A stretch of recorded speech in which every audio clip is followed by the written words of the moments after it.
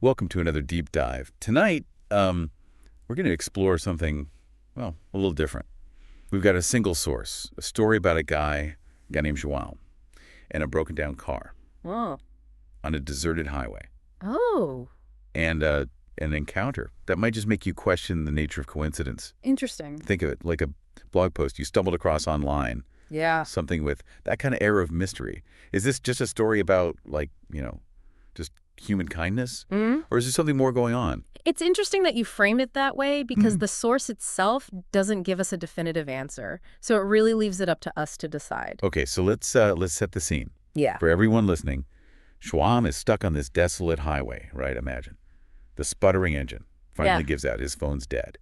And he's surrounded by this almost deafening silence. That's a recipe for desperation, wouldn't you say? Absolutely. The source really emphasizes that feeling of isolation, of being completely cut off from the world. Mm. It's almost as if he's been thrust into a situation where he's forced to confront his own thoughts and fears. Right. And as if things weren't bad enough, the source describes him as, being at a real crossroads in his life. Hmm. He's wrestling with regrets, doubts, and a feeling of being lost. Yeah. Like that sense that you're just drifting through life without a real purpose. This is a crucial detail because it adds another layer to the story. He's not just dealing with a practical problem, Yeah, a broken down car, but also an existential crisis. exactly. And then seemingly out of nowhere, a car appears. And the source describes it as being sleek and shining, almost out of place in this Yeah. desolate setting. And the driver, well, he's not your typical Good Samaritan, right? There's something about him that just seems different, Right.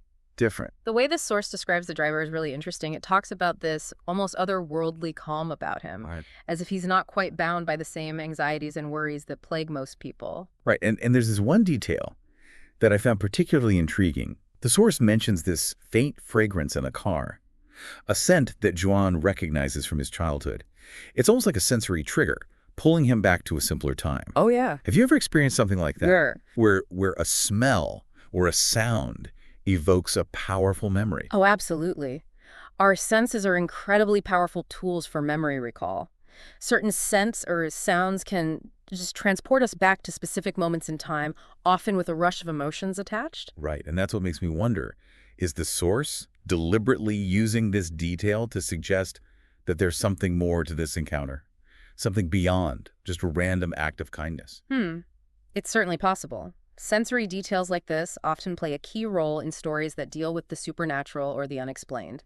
They ground the narrative in a reality that we can relate to, while also hinting at something beyond our normal perception. It's fascinating, isn't it? It plays with our expectations and blurs the lines between the ordinary and the extraordinary. Right. And as Joao and the stranger start talking, things get even more curious. The source describes how the stranger seems to cut through all of Joao's worries and anxieties and just gets right to the heart of his struggles. It's as if he possesses this uncanny ability to just understand Joan's deepest fears and insecurities. The source doesn't explicitly state how this happens, which kind of adds to the mystique of the stranger, right? It really does. And the stranger offers advice and perspective. Yeah. And it's clear from the source that Joao was deeply affected by this conversation. But here's where the story takes another unexpected turn. You're talking about the vanishing, right? Exactly. Joao is dropped off at a gas station, and when he turns to thank the stranger, the car is gone, Yeah. vanished without a trace, like something straight out of a sci-fi movie. This is where the source really taps into our fascination with the unexplained. It leaves us wondering if what João experienced was a genuine supernatural encounter or simply a trick of his exhausted mind. Well, regardless of the explanation, the encounter has a profound impact on Joao. The source specifically mentions that he finds peace, reconnects with his faith, and feels this renewed sense of purpose. This transformation is crucial to the story, right? It suggests that the encounter, however we choose to interpret it, acted as a catalyst for positive change in Joan's life. That's what I find so fascinating about this whole story. It leaves room for multiple interpretations. Some people might see it as a testament to the power of faith, while others might focus on the psychological aspects, like the idea that sometimes all we need is a shift in perspective to overcome our challenges. Exactly. And the source doesn't push us towards one interpretation or the other. It allows us to explore the possibilities, grapple with the mystery, and ultimately come to our own conclusions. It makes me think about those times in our own lives when we've felt stuck or lost.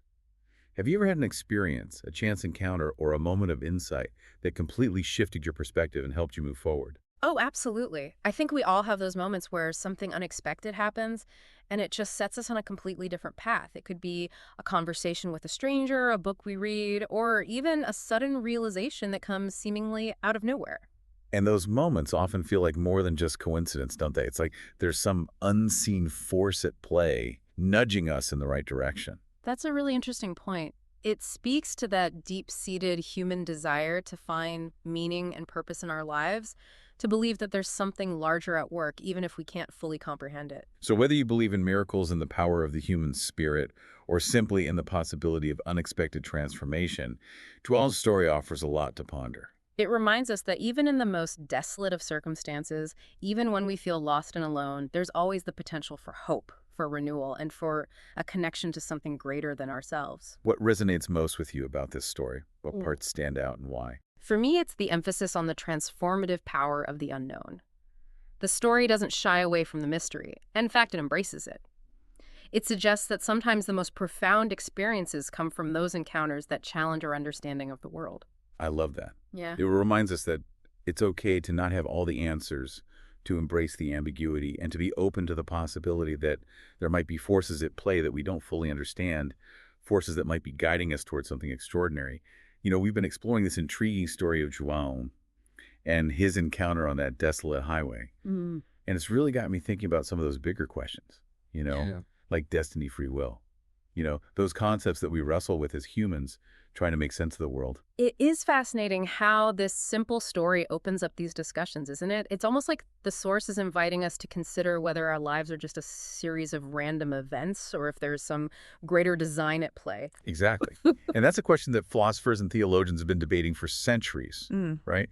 Do we have control over our own destinies? Or are we simply playing out roles in a pre-written script? Yeah, exactly. And this story, without explicitly taking sides, provides a space for us to contemplate those ideas. Is it possible that Joan was destined to break down on that highway to meet that enigmatic stranger? Or was it all just a matter of chance, a random occurrence that happened to set in motion a series of profound changes in his life? Right. And what I find compelling is that the source never reveals the quote-unquote truth.